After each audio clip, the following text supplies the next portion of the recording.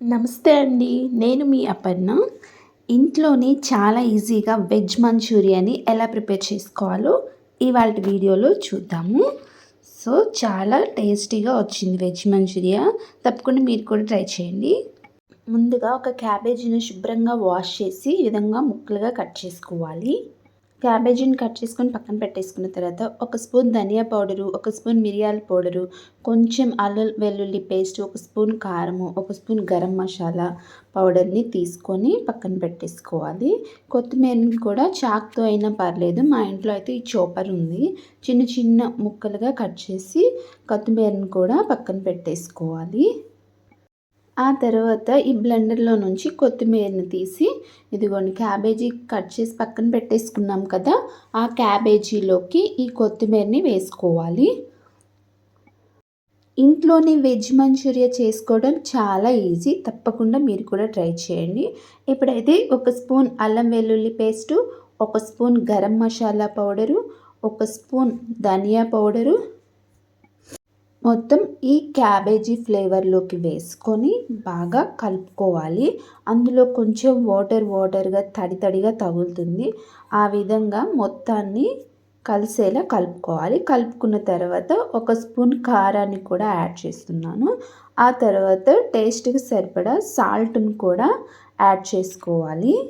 సాల్ట్ని కూడా యాడ్ చేసుకున్న తర్వాత మొత్తాన్ని ఒకసారి బాగా క్యాబేజీ ఫ్లేవర్ కలిసేలా కలుపుకోవాలి. ఆ తర్వాత ఒక 2 స్పూన్ కార్న్ఫ్లోర్ని యాడ్ చేసుకొని కలుపుకోవాలి. 1 స్పూన్ మైదాని ఆర్ రైస్ ఫ్లోర్ని కూడా యాడ్ చేసుకోవచ్చు.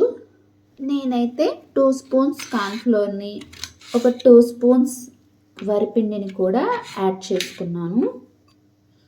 పిండి ఇలా చేస్తే రౌండ్గా బాల్స్ లాగా రావాలి.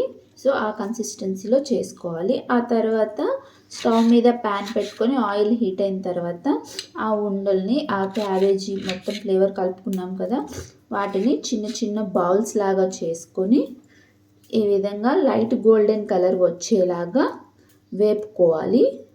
మొత్తం ఉండలన్నీ వేపుకున్న తర్వాత ఒక బౌల్ తీసుకొని దానిలో కార్న్ఫ్లోర్ వాటర్ని కలిపి పెట్టుకోవాలి 2 స్పూన్స్. తర్వాత ఒక చిన్న ఉల్లిపాయని ముక్కలుగా కట్ చేసుకోవాలి. అలాగే వెల్లుల్లిని కూడా ముక్కలుగా కట్ చేసుకోవాలి. అలాగే పచ్చిమిర్చిని కూడా, అల్లం వెల్లుల్లి పేస్ట్, కరివేపాకుని కూడా వేసుకొని లైట్ గోల్డెన్ కలర్ వచ్చేలా వేపుకోవాలి. వేపుకున్న తర్వాత ఒక స్పూన్ సోయా సాస్ని కూడా వేసి మొత్తం ఒకసారి కలిసేలా కలుపుకోవాలి.